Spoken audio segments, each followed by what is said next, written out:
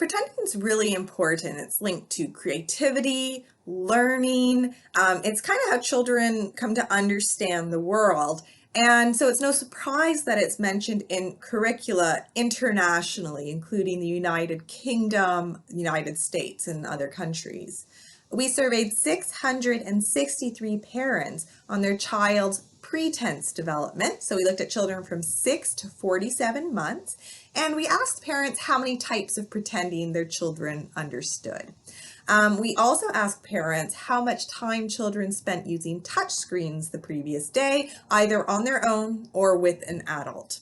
And what we found was that there was a positive relationship between children's touchscreen use alone and their pretense development. So children who played touchscreens on their own for longer periods of time understood more types of pretending than those children who didn't.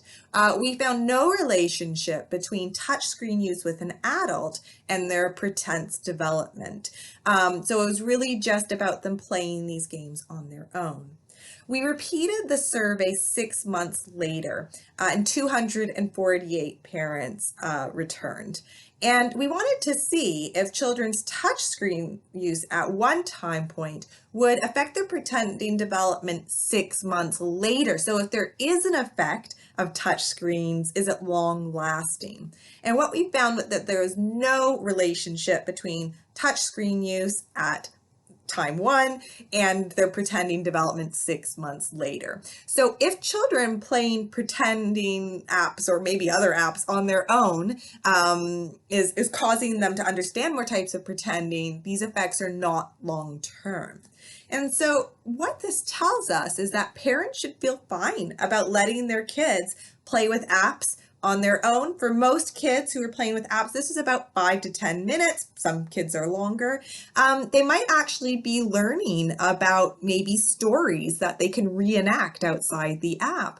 There's a lot of apps that encourage pretending where kids are, chopping up food or doing hairdressing or things like that that you can choose from for kids to practice on. And so that's brilliant because I think, parents need to do things like have a shower, get their other kid dressed for school, things like that. And so this is actually possibly beneficial independent activity that children can do.